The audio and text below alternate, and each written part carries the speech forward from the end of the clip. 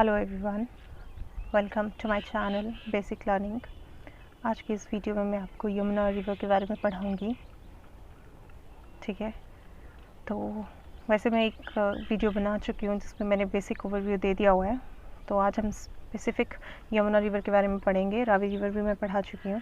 चलिए शुरू करते हैं।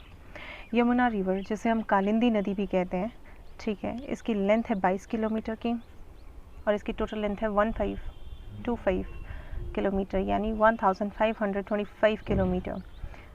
उद्गम स्थल इसका कालिंदी पर्वत है। यमुनोत्री कहाँ हुआ? उत्तराखंड, उत्तरकाशी में। पांवटा साहिब एक ही शहर है दाईं ओर। कौन सा शहर है जो यमुना रिवर की दाईं ओर बसा है? या फिर ये पूछा जाता है कि जो पांवटा साहिब है वो किस नदी के किनारे बसा हुआ है? तो वो यमुना नदी के किनारे बसा हुआ है। खोदरी माजरी से या खोदर माजरी से ये प्रवेश करती है हिमाचल प्रदेश में और ताजेवाला से ये छोड़ के हरियाणा में ये एंटर कर जाती है। ठीक है, इसकी सहायक नदियां हैं आपकी गिरी, टंस, बब्बर, आंध्रा, बाटा। दक्षिण नदी कहलाई जाती है हिमाचल प्रदेश की दक्षिण नदी। किस देवता के साथ इसका संबंध है? सूर्य देवता के साथ संबंध है। Very important question. ठीक है, उसके बाद इसका जल ग्रहण क्षेत्र कितना है? 2320 स्क्वायर किलोमीटर है। चलिए आगे मैं आपको पूरी वीडियो से पूरी डायग्राम से मैं आपको समझाने की कोशिश करूँगी। ठीक है, ये है यमुना रिवर। इसका चार्ट मैंने बनाया और अभी फ़िलहाल मैंने एक ही ट्रिब्यूटरी बनाई है, टंस। इसके बाद हम करेंगे गिरी और बाटा, पर पहले हम टंस कर लेते हैं क्योंकि मैंने आपको बताया भी था पहले और मैं दोबारा बताती हूँ कि जो यमुना की ट्रिब्यूटरीज़ हैं वो पहले एक दूसरे की ट्रिब्यूटरीज़ हैं, फिर आगे ट्रिब्यूटरी, जैसे आंध्रा है। आंध्रा आपकी बब्बर की है, बब्बर आपकी टंस की है और टंस आपकी यमुना की है ना। तो ये है मैप, आप देख सकते हो।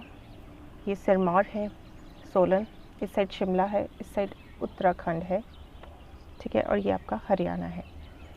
कालिंद पर्वत यमुनोत्री से आपकी यमुना निकलती है। ये देखिए मैंने रिप्रेजेंट किया हुआ है और इसीलिए वैदिक काल में इसका नाम जो है वो कालिंदी पड़ा था। जब ये आगे जाती है तो यहाँ है हिमाचल प्रदेश का बॉर्डर इस साइड, तो ये खादर माजरी से हिमाचल प्रदेश में एंटर कर जाती है, सिरमौर डिस्ट्रिक्ट में एंटर करती है। ये एक ही डिस्ट्रिक्ट में बहती है, सिरमौर में, लेकिन इसकी ट्रिब्यूटरीज एक डिस्ट्रिक्ट में नहीं बहती हैं, वो इधर उधर से आती हैं, लेकिन जो यमुना रिवर है पर्टिकुलरली वो सिर्फ सिरमौर में बहती है। ठीक है, खादर माजरी से ये एंटर करेगी सिरमौर में और आगे जाके ताजेवाला में ये हरियाणा में एंटर कर जाएगी। ताजेवाला में अगर आप कोई पर्टिकुलर नेम पूछे, अगर आपको ताजेवाला नहीं दिखे तो एक नाम है डाक पत्थर। ठीक है, जो डाक पत्थर है उस नामक स्थान से ये हरियाणा में एंटर करती है।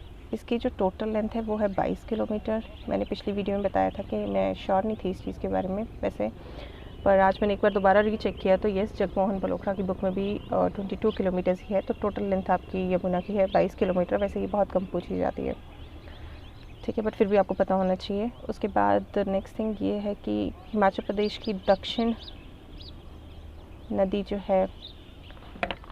जो दक्षिण नदी है वो आपकी कौन सी है? यमुना नदी है।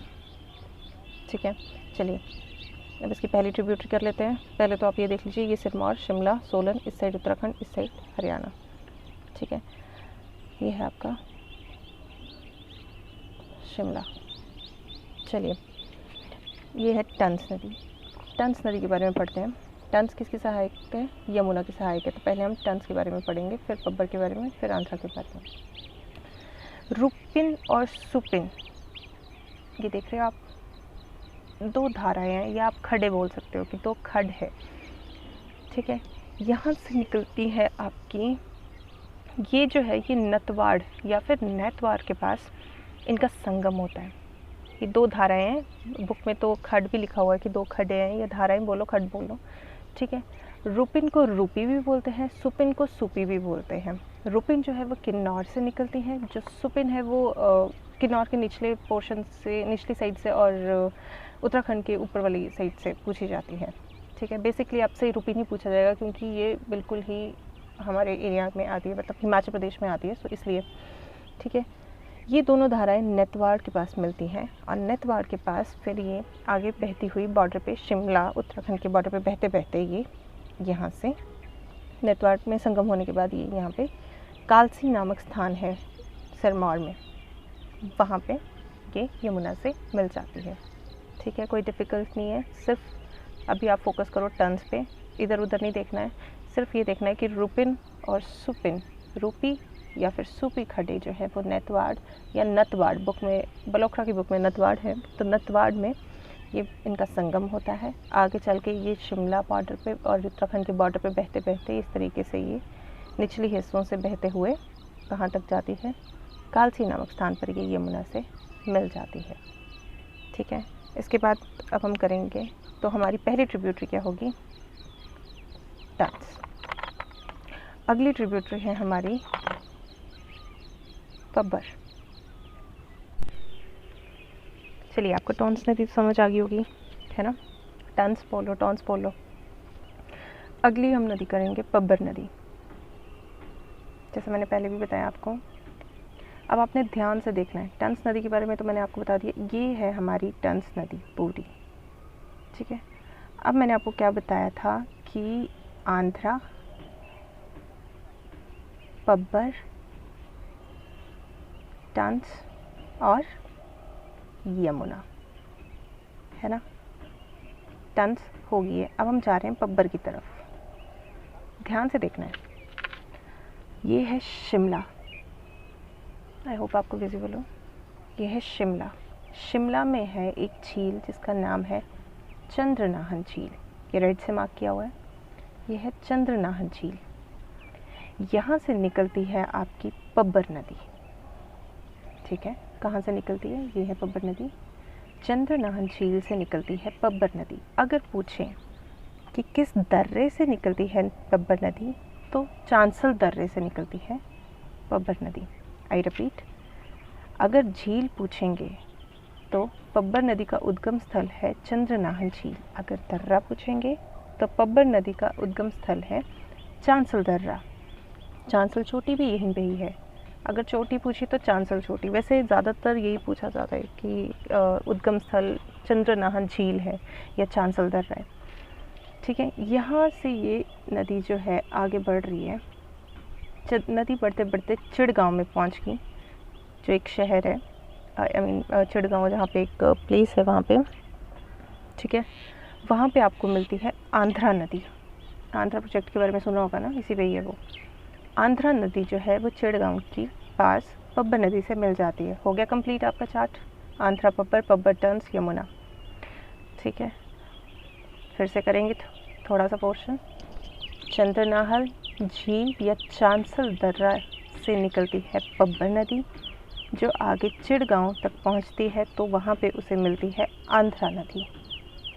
ठीक है, आंध्रा बन गई पब्बर की सहायक। आगे चली पब्बर नदी, आगे एक शहर है रोडू। रोडू जो है किस नदी के किनारे है, पब्बर नदी के किनारे है। रोडू में एक छोटी सी एक नदी और मिलती है, खड़ बोल लो आप, शिकड़ी नदी। इसके बारे में आपने बहुत कम सुना होगा, बहुत कम रिपीट हुआ है, रिपीट क्या बहुत कम आता है ये क्वेश्चन शिकड़ी नदी के बारे में, पर आपने पढ़ना ज़रूर है, छोड़ना नहीं कुछ भी। जो शिकड़ी नदी है वो रोडू के पास पब्बर नदी से मिलती है। ठीक है, आगे चल के खड़ा पत्थर से एक और नदी निकलती है शिमला में। ठीक है, खड़ा पत्थर किस नदी का उद्गम स्थल है, तो वो पटसरी नदी का उद्गम स्थल है, जो रोडू के पास पब्बर नदी से मिल जाती है। ठीक है, आगे पब्बर नदी के जाते जाते कहाँ, चक्राता या आराकोट बोल दो आप, जगमोहन बलोखरा की बुक में आराकोट लिखा हुआ है, वहाँ पे ये किससे मिल जाती है, टन्स नदी से मिल जाती है।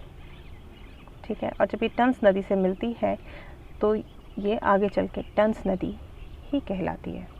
फिर आगे जाएंगे, आगे ये बॉर्डर बनाते हुए, ठीक है, मीनस खड्ड जो है वो बॉर्डर पे मिलता है, शिमला सिरमौर उत्तराखंड के बॉर्डर पे मीनस खड्ड जो है वो भी टन्स नदी से मिलके फिर ये आगे की तरफ बढ़ता है। जो टन्स नदी है सिरमौर और उत्तराखंड का बॉर्डर बनाती है, और यहीं पे इसको मिलती है एक और नदी जिसका नाम है सूर्यमुखी नदी। सूर्यमुखी नदी टन्स से मिलने के बाद कालसी नामक स्थान पर यमुना से मिल जाती है। तो यहाँ से आपकी कितनी ट्रिब्यूटरीज होगी, आपकी 3 ट्रिब्यूटरीज होंगी, और एक्स्ट्रा आपकी 3 से 4 आपकी नदियाँ होगी। एक बार फिर पढ़ाती हूँ, ढंग से पढ़ना, ठीक है।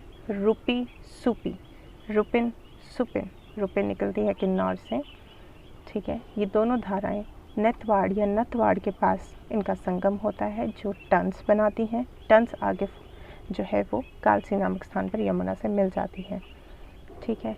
इसी के बीच, टंस के बीच में एक नदी मिलती है पब्बर, ठीक है। ये है पब्बर नदी। पब्बर नदी निकलती है चंद्रनाहन झील से या चांसल दर्रे से, जो कि शिमला में है, जो कि जब आगे बढ़ती है तो चिड़गांव के पास उसके साथ आंध्रा नदी मिलती है। आंध्रा पब्बर की सहायक बनती है। आगे चल के पटसरी नदी जो खड़ा पत्थर शिमला से जिसका उद्गम स्थल है वो मिलती है। शिकड़ी नदी भी मिलती है, रोडू पब्बर नदी के पास है। आगे जाके चक्राता या आराकोट के पास टंस नदी से ये पब्बर नदी मिल जाती है।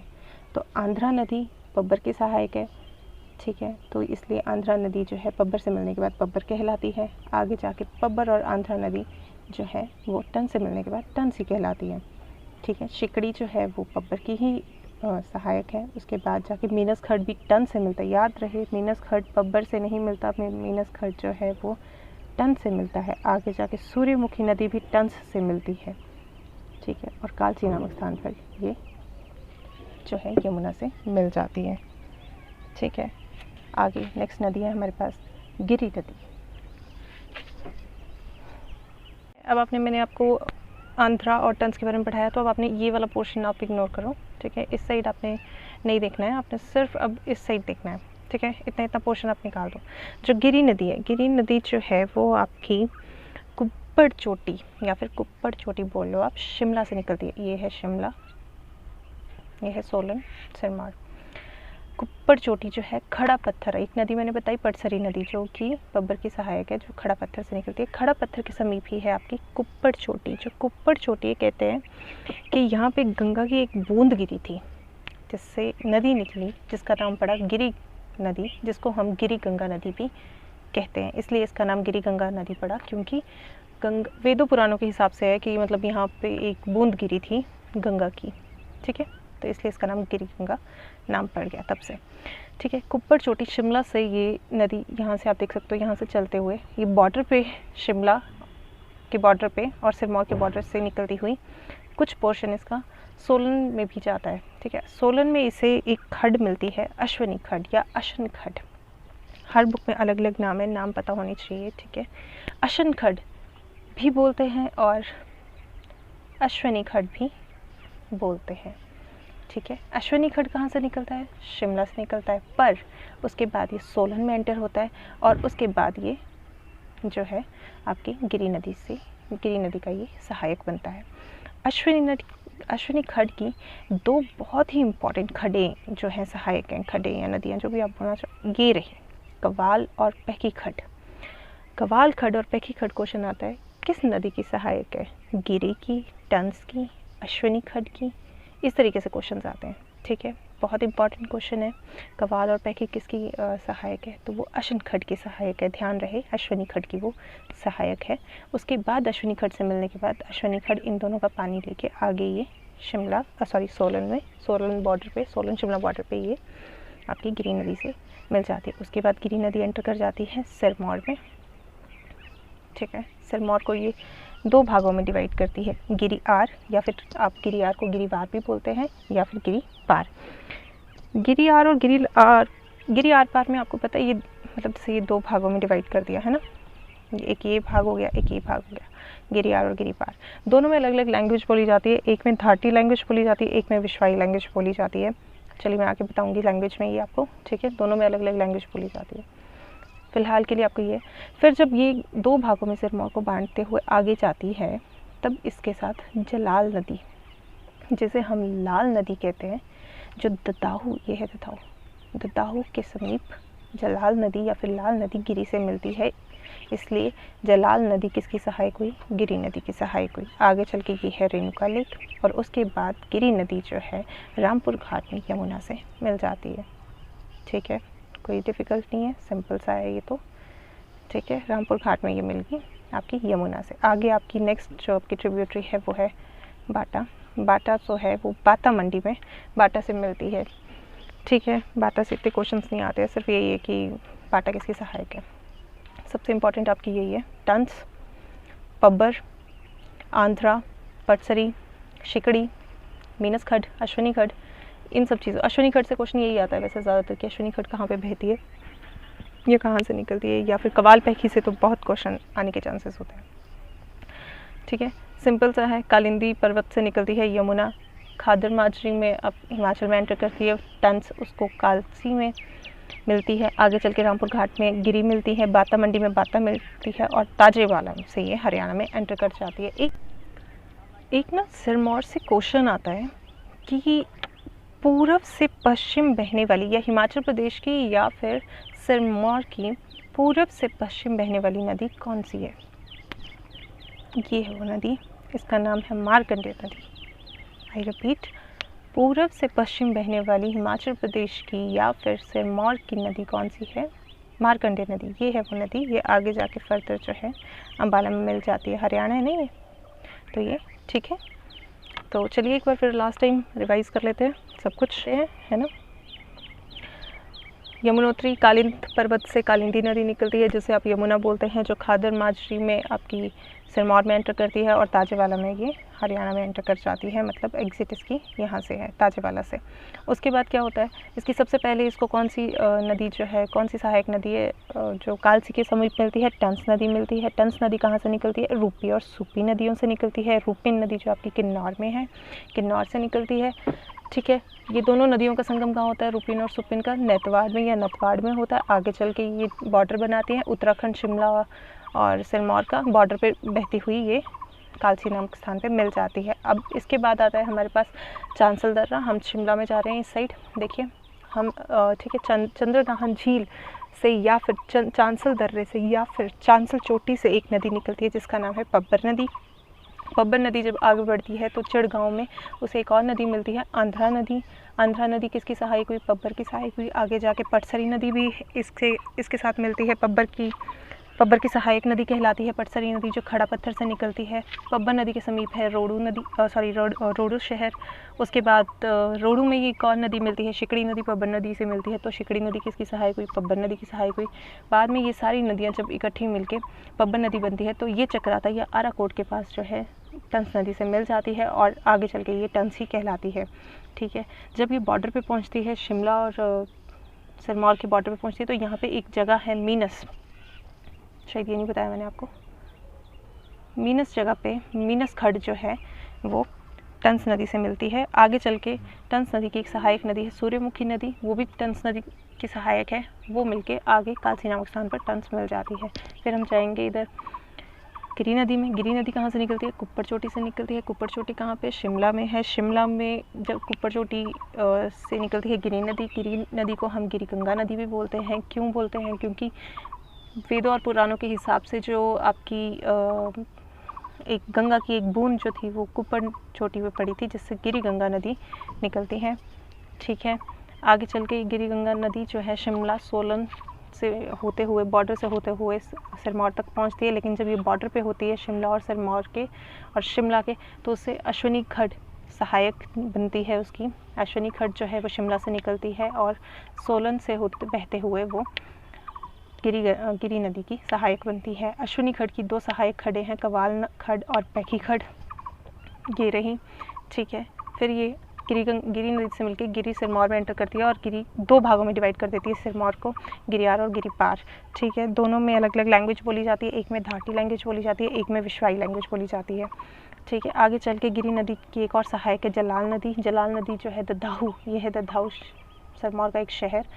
ददाहू के पास जलाल नदी जो है जिसे हम लाल नदी भी कहते हैं। तो लाल नदी क्यों कहते हैं, क्योंकि इसका रंग लाल है, इसलिए इसे लाल नदी कहते हैं। तो ये गिरी से मिल जाती है और रामपुर घाट में जो है गिरी नदी जो है वो आपकी यमुना से मिल जाती है। आगे बाता मंडी में बाता नदी मिलती है और उसके बाद ये ताजेवाला से होते हुए आगे हरियाणा में चली जाती है। पूर्व से पश्चिम बहने वाली नदी कौन सी है, मार्कंडेय नदी है, ठीक है। 22 किलोमीटर इसका टोटल एरिया है। समझ आ गया, कोई डिफ़िकल्ट काम नहीं है, यमुना बहुत इजी रिवर है, ठीक है। थैंक यू सो मच, खुश रहें, एंजॉय करें, थैंक यू।